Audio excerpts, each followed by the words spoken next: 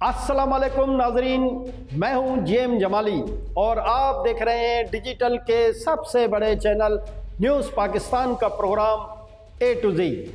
नाजरीन, पानी सर से ऊंचा हो जाए तो कुछ न कुछ हाथ पांव मारना ही पड़ते हैं। कुछ करने के लिए कुछ न कुछ बदलना पड़ता है। कुछ बदले बगैर बदलावा नहीं आता। बदलना क्या होता है? निज़ाम तो बदला नहीं जा सकता कि हमें अभी इसका शऊर नहीं कि निज़ाम की तब्दीली किस चिड़िया का नाम है। हमें चेहरे बदलने का शौक़ है। हम चेहरे बदलते हैं, ओहदे बदलते हैं, नज़रें बदलते हैं और ख़यालात नहीं बदलते। ख़यालात की तब्दीली को इनकलाब कहते हैं और चेहरे की तब्दीली को इंतज़ाम कहा जाता है। आप अगर निज़ाम नहीं बदल सकते तो कम अज़ कम साल खोरदा और बोसीदा चेहरे बदलने की मशक ज़रूरी है कि हर नया आदमी नए ख़यालात लाता है, नया इंतज़ाम और नया सिस्टम लाता है या ला सकता है। जनरल इलेक्शन में अपने घर लियारी और ज़मीनी इलेक्शन में अपने घर लाड़काना से शिकस्त खाने वाली पाकिस्तान पीपल्स पार्टी की क़यादत को बिल आखिर होश आ ही गया। कुछ बदले या ना बदले, चेहरे बदलने का वक्त तो आ ही गया। बिलावल भुट्टो ने कहा था कि जो परफॉर्मेंस नहीं दिखाएगा घर जाएगा, और बिल आखिर बिलावल भुट्टो ने घर जाने वालों को घर भेजने का इंतज़ाम कर दिया है।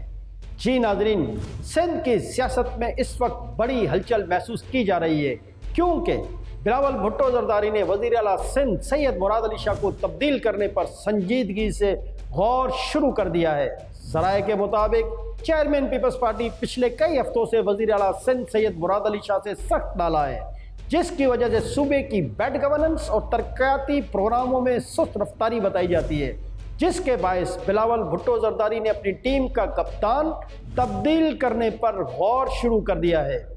टीम कारकर्दगी ना दिखाए तो टीम का कप्तान बदल देने से बेहतर नताइज की तवक्का हमेशा से की जाती है और आइंदा भी यही फार्मूला इस्तेमाल होता रहेगा। बिलावल भुट्टो ने भी तब्दीली के मैदान में कदम रख दिया है और वो एक ऐसा फैसला करने जा रहे हैं जो मुमकिना तौर पर सिंध के लिए बेहतर उम्मीदों की नवीद साबित हो सकता है।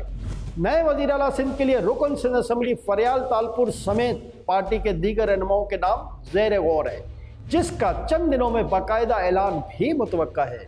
वाज़ेह है कि पाकिस्तान की सियासत में हकीकी नौजवान सियासतदान chairman Peoples Party Bilawal Bhutto Zardari ने जब पार्टी की कमान संभाली तो वज़रा को दो टोक अल्फाज में कहा था कि कारकर्दगी दिखाएं वरना घर जाएं, और लगता है अब वो अपने कहे पर अमल करने जा रहे हैं। बज़ाहिर तो सूबे का वज़ीर आला बआसानी पाकिस्तान पीपल्स पार्टी तब्दील कर सकती है क्योंकि सिंध असम्बली में पीपल्स पार्टी के पास वाज़ेह अक्सरियत मौजूद है, लेकिन वफाक में बैठी तहरीक इंसाफ और दीगर अपोजिशन की जमातें MQM और GDA भी इस मौके से फ़ायदा उठा सकती है क्योंकि अक्सरियत को अक़लियत में बदलना हमारी सियासत में कोई नई बात नहीं।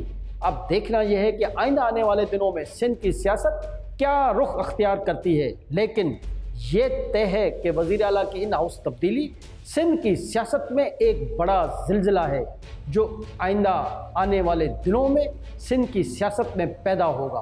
कहते हैं कि हर नए फैसले से कुछ अच्छा होने की उम्मीद करनी चाहिए।